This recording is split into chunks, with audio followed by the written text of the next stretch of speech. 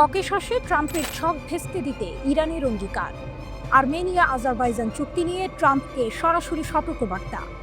ইরানের শীর্ষ নেতা আয়াতুল্লাহ খামেনির শীর্ষ সহকারীর হুঁশিয়ারি, ভাড়াটে সেনাদের কবরস্থান হবে এই করিডোর। মধ্যপ্রাচ্যের উত্তপ্ত ভূ রাজনীতিতে নতুন করে উত্তেজনা জমতে শুরু করেছে ককেসাস অঞ্চলে। ইরান এবার স্পষ্ট জানিয়ে দিল, আজারবাইজান থেকে নাখেচেভান পর্যন্ত আর্মেনিয়ার ভেতর দিয়ে যে মার্কিন সমর্থিত করিডোর তৈরির পরিকল্পনা চলছে তা তারা কোনোভাবেই হতে দেবে না। খামেনির উপদেষ্টা আলী আকবর ভেলাওয়াতি সরাসরি বললেন, ইরান কখনোই কোনো ট্রাম্প স্বত্বাধিকারী করিডোরের অনুমতি নেবে না। তার ভাষায় এই করিডোর হবে ভাড়াটে সেনাদের কবরস্থান। ভেলাওয়াতি আরও সতর্ক করে দেন, এই প্রকল্প আঞ্চলিক স্থিতিশীলতার জন্য হুমকি এবং আর্মেনিয়ার ভৌগোলিক ঐক্যকেও বিপদে ফেলতে পারে। তবে ইরানি পররাষ্ট্র মন্ত্রণালয় আর্মেনিয়া আজারবাইজান শান্তি চুক্তিকে দীর্ঘস্থায়ী শান্তির পথে গুরুত্বপূর্ণ পদক্ষেপ হিসেবে স্বীকৃতি দিয়েছে। কিন্তু এর পাশাপাশি তারা স্পষ্ট করে বলেছে, ইরানের সীমান্তের কাছাকাছি যে কোনো বিদেশি হস্তক্ষেপের বিরূপ প্রভাব পড়তে পারে। তেহরান সরাসরি সতর্ক করে দিয়েছে, সীমান্তবর্তী এলাকায় বিদেশি শক্তির হস্তক্ষেপ নেতিবাচক পরিণতি ডেকে আনবে। ইরানের আশঙ্কা, এই পরিকল্পনা আর্মেনিয়াকে বিভক্ত করে দিতে পারে এবং ককেসাসের জ্বালানি সমৃদ্ধ অঞ্চলে নতুন অস্থিরতা সৃষ্টি করতে পারে। তাদের বিবৃতিতে বলা হয়, নিঃসন্দেহে ককেসাস অঞ্চলে শান্তি ও স্থিতিশীলতা বজায় রাখা এখানকার সব দেশের স্বার্থে। একই সঙ্গে ইরানের শেয়ার করা সীমান্তের পার্শ্ববর্তী এলাকায় যে কোনো ধরনের বিদেশি হস্তক্ষেপের নেতিবাচক প্রভাব নিয়ে উদ্বেগ প্রকাশ করছে। এই বিবৃতি এসেছে এমন এক সময়ে যখন আর্মেনিয়া ও আজারবাইজান যুক্তরাষ্ট্রের মধ্যস্থতায় ওয়াশিংটনের হোয়াইট হাউসে একটি ঐতিহাসিক শান্তি চুক্তি স্বাক্ষর করেছে। ট্রাম্পের নেতৃত্বে অনুষ্ঠিত এই আলোচনায় ছিল আজারবাইজানের বিতর্কিত নাগোর্নো কারাবাখ অঞ্চল পুনর্দখলের পর দুই দেশের মধ্যে প্রথম সরাসরি শান্তি চুক্তি। চুক্তিটি হোয়াইট হাউসের স্টেট ডাইনিং রুমে স্বাক্ষরিত হয়, যেখানে ট্রাম্পের পাশে আজারবাইজানের প্রেসিডেন্ট ইলহাম আলিয়েভ ও আর্মেনিয়ার প্রধানমন্ত্রী নিকোল পাসিনিয়ান উপস্থিত ছিলেন। এই চুক্তির মূল লক্ষ্য হল দুই দেশের মধ্যে সব ধরনের লড়াই স্থায়ীভাবে বন্ধ রাখা, বাণিজ্য, ভ্রমণ ও কূটনৈতিক সম্পর্ক খুলে দেওয়া এবং একে অপরের সার্বভৌমত্ব ও ভৌগোলিক অখণ্ডতা সম্মান করা। মার্কিন পক্ষ জানিয়েছে, এই চুক্তির অংশ হিসেবে আর্মেনিয়া ও আজারবাইজান একটি নতুন ট্রানজিট করিডোর তৈরি করবে, যার নাম দেওয়া হয়েছে ট্রাম্প রুট। হোয়াইট হাউস জানিয়েছে, এই করিডোরের একচেটিয়া উন্নয়ন অধিকার মার্কিন যুক্তরাষ্ট্রের থাকবে। এর ফলে জ্বালানি এবং অন্যান্য সম্পদের বৃহত্তর রপ্তানি সহজতর হবে। রয়টার্সের প্রতিবেদনে বলা হয়, বিশ্লেষক এবং এর সাথে সংশ্লিষ্ট ব্যক্তিরা বলছেন যে বিতর্কিত পারমাণবিক কর্মসূচি এবং জুন মাসে ইসরায়েলের সাথে 12 দিনের সংঘাতের পর মার্কিন চাপের মুখে ইরানের করিডোরটি বন্ধ করার মতো সামরিক শক্তির অভাব রয়েছে।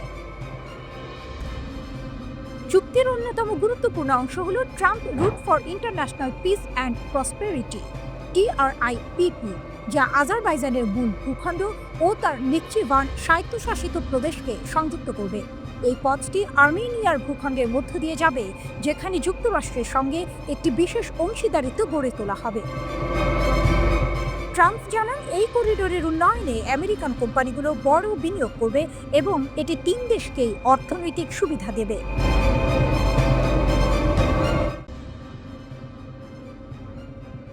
21 জুলাই ঢাকার দিয়াবাড়িতে যে ভয়াবহ ঘটনাটি ঘটে গেল তাতে 20 জনের বেশি মানুষ প্রাণ হারিয়েছেন আর আহত হয়েছেন 1.5 শতাধিক। এই মর্মান্তিক দুর্ঘটনার কেন্দ্রবিন্দুতে ছিল বাংলাদেশ বিমান বাহিনীর একটি F-7 BGI জঙ্গি বিমান। কিন্তু এই বিমানটি আসলে কেমন, চলুন জেনে নেওয়া যাক এর পেছনের গল্প।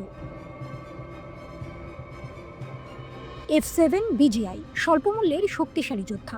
F-7 BGI হচ্ছে চীনের তৈরি চেংদু J-7 যুদ্ধ বিমানের সবচেয়ে আধুনিক সংস্করণ। মজার ব্যাপার হলো, এটি মূলত সোভিয়েত আমলের কিংবদন্তি MiG-21 এর উন্নত চীনা সংস্করণ। MiG-21 এতটাই জনপ্রিয় যে এটি আজও বিশ্বের অন্যতম বহুল ব্যবহৃত যুদ্ধ বিমানগুলোর একটি। বাংলাদেশ বিমান বাহিনী 2011 থেকে 2013 সালের মধ্যে 16টি F-7 BGI যুদ্ধ বিমান হাতে পায়। ভারতীয় সংবাদ মাধ্যম ইকোনমিক টাইমসের তথ্য অনুযায়ী বাংলাদেশের চাহিদা মেটাতে এই সংস্করণটি স্বল্প খরচে তৈরি করা হয়েছিল। গতি, ক্ষমতা ও প্রযুক্তি। এই যুদ্ধ বিমানটি ঘন্টায় সর্বোচ্চ 2200 কিলোমিটার বা ম্যাক 2.2 গতিতে উঠতে পারে। এটি 17,500 মিটার পর্যন্ত উঁচুতে চলাচল করতে সক্ষম। F-7BGI প্রায় 1,500 কেজি ওজন বহন করতে পারে, যার মধ্যে রয়েছে আকাশ থেকে আকাশে নিক্ষেপযোগ্য ক্ষেপণাস্ত্র, লেজার গাইডেড বোমা, এমনকি জিপিএস গাইডেড বোমাও। এর ককপিটে মাত্র একজন বৈমানিক বসতে পারে। ভেতরে রয়েছে আধুনিক ডিজিটাল ডিসপ্লে, যা বৈমানিককে সব গুরুত্বপূর্ণ তথ্য সরবরাহ করে। এর রাডার সিস্টেমটি TAJ-6F সংস্করণের, যা এটিকে লক্ষ্যবস্তু শনাক্ত করতে সহায়তা করে।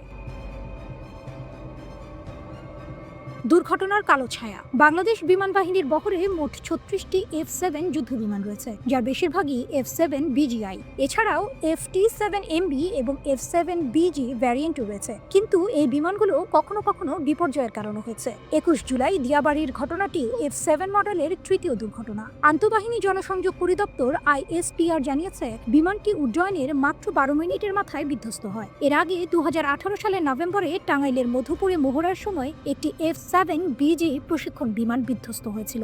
এরপর 2021 সালের নভেম্বরে তেত্তাবাড়ির জোকরুহা ঘাঁটি থেকে উড্ডয়নের পর বঙ্গোপসাগরে বিধ্বস্ত হয় একটি F-7MB। দুঃখজনকভাবে আগের দুটি ঘটনাতেই দুজন বৈমানিক প্রাণ হারিয়েছিলেন।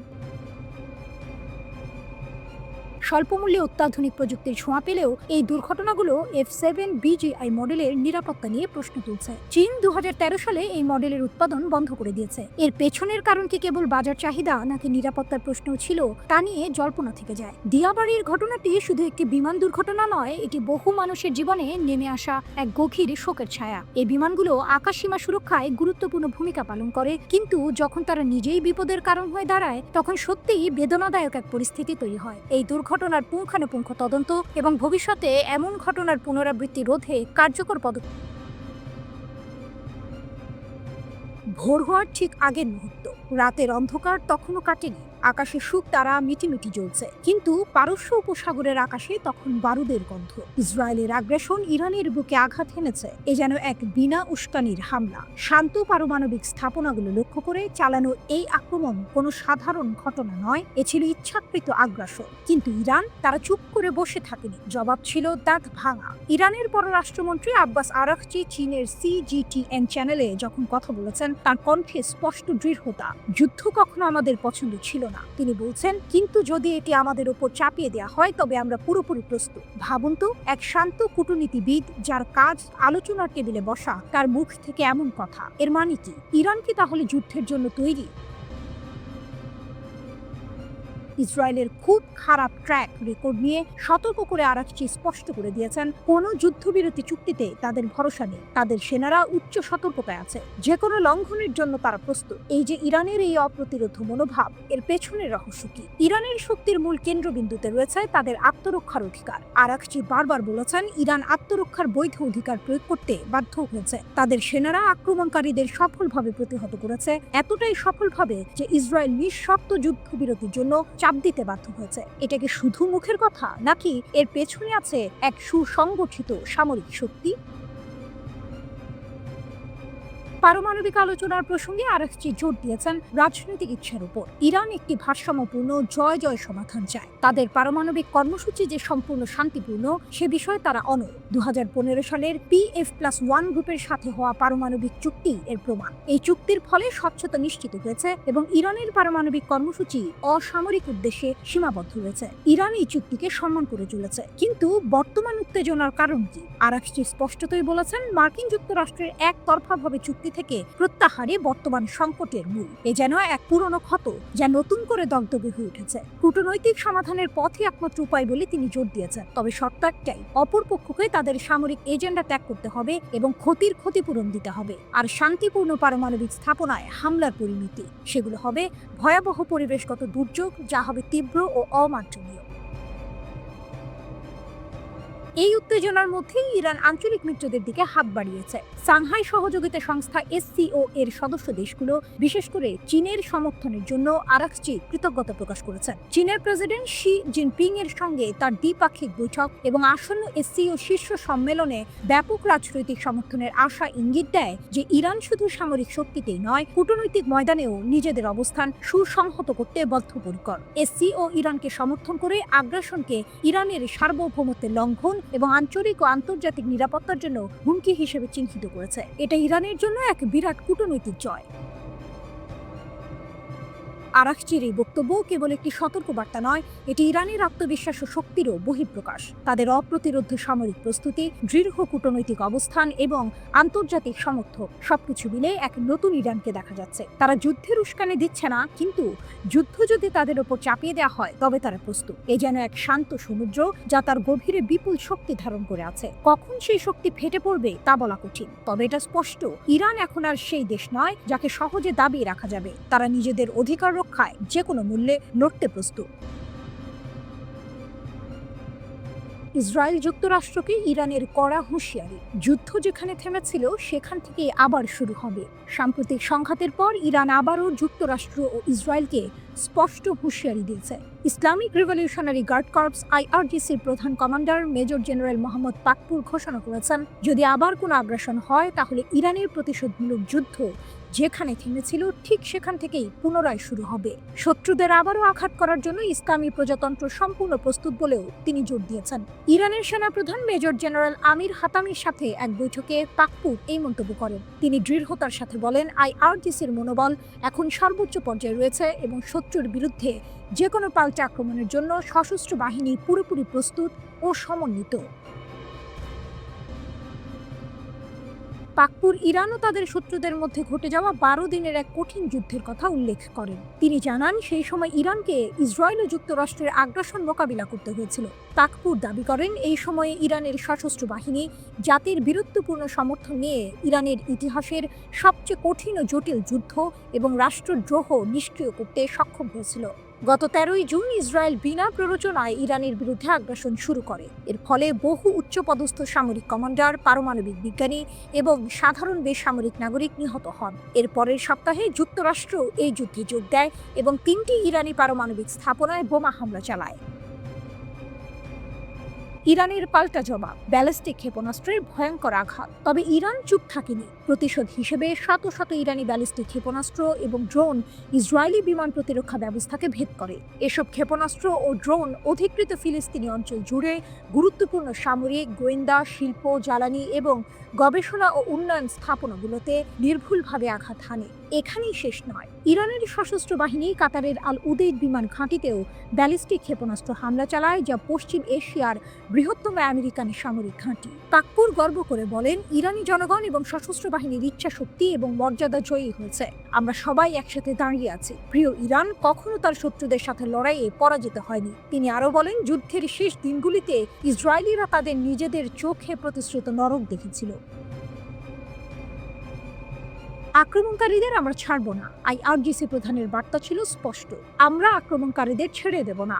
আক্রমণকারীদের বিরুদ্ধে যুদ্ধ ঠিক সেখান থেকেই শুরু করব যেখানে এটি থেমেছিল। মেজর জেনারেল হাতামিও ইসরায়েলি শাসন ব্যবস্থার কঠোর নিন্দা করেছেন। তিনি বলেছেন, দুষ্ট ইহুদিবাদী শাসন ব্যবস্থা এই অঞ্চল এবং বিশ্বের শান্তি ও নিরাপত্তার জন্য হুমকি এবং মুসলমানদের শত্রু। সুযোগ পেলে এটি এই অঞ্চলের অন্যান্য দেশগুলিতেও আক্রমণ করবে। হাতামি আরও প্রতিশ্রুতি দেন, আমরা প্রতিশ্রুতি দিচ্ছি সেনাবাহিনী এবং IRGC পাশাপাশি থাকবে এবং হাতে হাত রেখে ইরানের গর্বিত পতাকার জন্য কাজ করবে।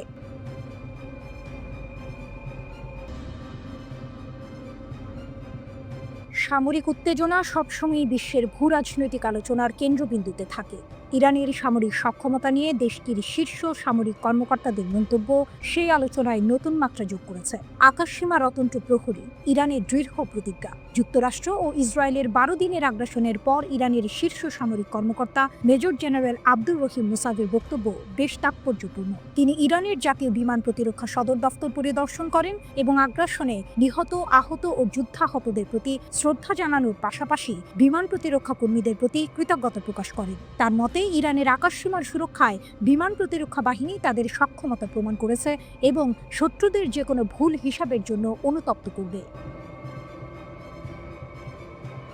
ভুল গণনার চরম মূল্য, ইসরায়েল যুক্তরাষ্ট্রের আগ্রাসন ও ইরানের পাল্টা জবাব। গত 13ই জুন ইসরায়েলের সুস্পষ্ট এবং বিনা প্ররোচনায় শুরু হওয়া আগ্রাসন ছিল এই উত্তেজনা বৃদ্ধির মূল কারণ। ইসরায়েল ইরানের জ্যেষ্ঠ সামরিক কর্মকর্তা, পরমাণু বিজ্ঞানী এবং সাধারণ নাগরিকদের লক্ষ্যবস্তু বানিয়েছিল। পরবর্তীতে যুক্তরাষ্ট্র এই অবৈধ আগ্রাসনে যোগ দেয় এবং ইরানের 3টি শান্তিপূর্ণ পরমাণু স্থাপনায় হামলা চালায়। ইরান এর জবাবে তাৎক্ষণিক এবং কঠোর প্রতিক্রিয়া দেখায়। তারা দখলকৃত ফিলিস্তিনি ভূখণ্ডের গুরুত্বপূর্ণ স্থানগুলোতে হামলা চালায় দুবাই এবং কাতারে অবস্থিত যুক্তরাষ্ট্রের সবচেয়ে বড় সামরিক স্থাপনা আল উদেইদ বিমান ঘাঁটিতেও আঘাত হানে। ইরানের এই প্রতিশোধমূলক অভিযান ইসরায়েলকে গত ২৪ জুন একতরফা যুদ্ধবিরতি ঘোষণা করতে বাধ্য করে। এই ঘটনা প্রমাণ করে ইরানের সামরিক সক্ষমতা শুধু কথার কথা নয়, বরং বাস্তবেও তারা যে কোনো আগ্রাসনের কঠোর জবাব দিতে প্রস্তুত। আকাশে আধিপত্য, ড্রোন ভূপাতিত করার কাহিনী। মুসাভি জোর দিয়ে বলেছেন, শত্রুপক্ষের বিপুল সংখ্যক বিমান ভূপাতিত করা কেবল ইরানের অপারেশনাল শক্তির প্রমাণ নয়, বরং তাদের বিমান প্রতিরক্ষা বাহিনীর দৃঢ়তা ও সাহসের বহিঃপ্রকাশ। সম্প্রতি ইরান একটি অত্যাধুনিক আমেরিকান নির্মিত ইসরায়েলি ড্রোন ভূপাতিত করেছে, যা তাদের সামরিক সক্ষমতার আরেকটি উদাহরণ। এই ধরনের ঘটনাগুলো ইরানের আকাশ প্রতিরক্ষা ব্যবস্থার কার্যকারিতা এবং তাদের আধুনিক প্রযুক্তির মোকাবিলা করার ক্ষমতাকে স্পষ্ট করে তোলে। মুসাভির মতে, এই সক্ষমতা, দৃঢ়তা, প্রতিরোধ এবং সাহস আসে অটল বিশ্বাস, জাতীয় গর্ব, ইসলামী বিপ্লবের নেতার বিজ্ঞ ও অতুলনীয় নেতৃত্ব এবং ইরানি জনগণের ঐক্য ও অটল সমর্থন থেকে। তিনি সতর্ক করে বলেছেন, যদি শত্রু আবার আমাদের প্রিয় দেশে আক্রমণ করার সাহস করে, তবে আল্লাহর সাহায্যে তারা আগের চেয়েও কঠোর আঘাতের শিকার হবে এবং আরও বড় পরাজয়ের সম্মুখীন হবে। ভবিষ্যতের প্রস্তুতি, প্রযুক্তি দৌড়ে এগিয়ে থাকা। মুসাভি চলমান হুমকির সঙ্গে তাল মিলিয়ে চলার প্রয়োজনীয়তার উপরও জোর দিয়েছেন। তিনি প্রতিরক্ষা ব্যবস্থার ক্রমাগত আধুনিকীকরণ, উদ্ভাবন, তৎপরতা এবং অভ্যন্তরীণ বৈজ্ঞানিক ও প্রযুক্তিগত সক্ষমতার উপর নির্ভর করার আহ্বান জানিয়েছেন। এর অর্থ হল, ইরান কেবল বর্তমান হুমকির মোকাবিলায় প্রস্তুত নয়, বরং ভবিষ্যতের সম্ভাব্য যে কোনো চ্যালেঞ্জের জন্য নিজেদের প্রস্তুত রাখছে।